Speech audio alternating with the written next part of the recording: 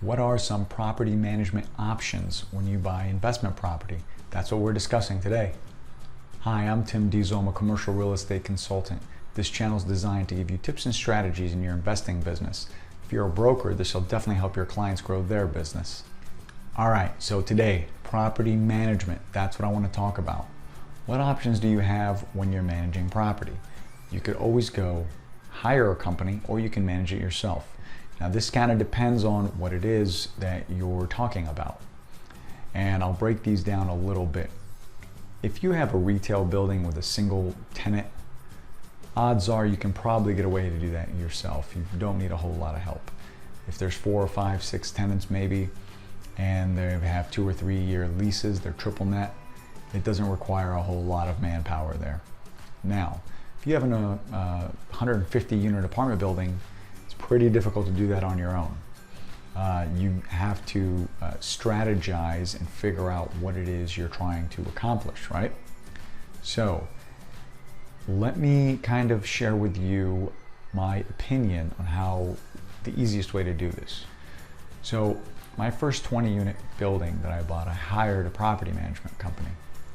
They weren't really very familiar with the area, and they were the first one that agreed to do it, so I hired them to do it. Now they weren't very good, but they weren't terrible. I mean, it took a while to fill up the tenants, get around to the repairs.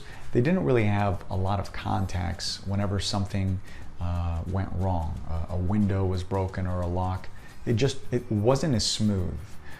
Had I managed it myself, it probably wouldn't have been easier to get things going. It would have taken more of my time, right? What I like about managing your own property is it gives you control of the property and the tenants. I'm not so much concerned with how much money you're going to make because you're working for that money. So it's really not extra cash. It's money you have to put some sweat equity in, right? So if you're managing a 20 unit building, you're in control of the tenants that come through, the repairs, the maintenance, the upkeep with the property. You have more direct access to everything, and you're on top of it. You know exactly how this thing is operating, how it's spinning. Now, same 20 unit building, if you give it to ABC Management Company, they're gonna do maybe a great job. The problem is you're disconnected. You don't know exactly, how Mr. Smith is doing in Unit 7. Is he paying on time? Is he a pain? Is he calling? What's going on? Which unit are having the toughest problems? And you lose touch of it. You lose sight of it. So just kind of depends. I always say if you can manage it yourself, and that's going to save you a lot of headache in the long run.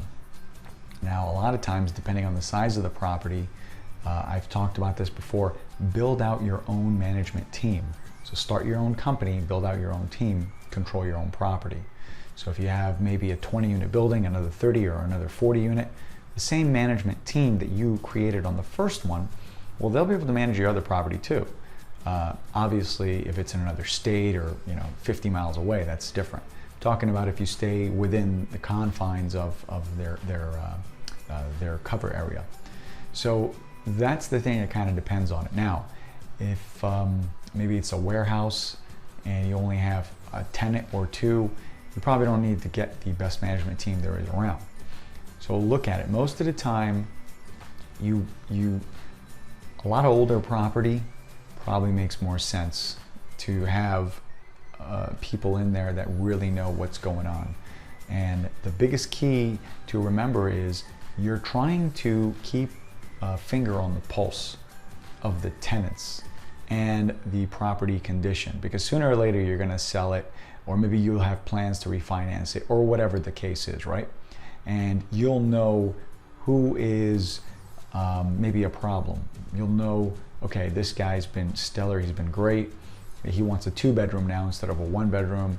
Well, if you're not the person managing it, those are a lot of things that are going to slip under the radar. So my opinion, if you can, always manage your own property. If you can, it's not an option, it's in another state, find a property management company that you like.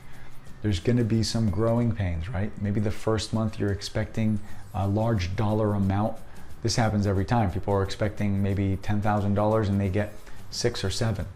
Well, because they had to fix all kinds of stuff when they inherited the property to make it rent ready.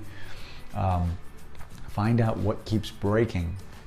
Get documentation, get paperwork, find out what's happening. Visit your property. Don't ever let it just slip through. So, but definitely those are your options. Let me know if you have any other ideas on that. All right, so my question for you is, do you currently manage your own property or do you have a property management company?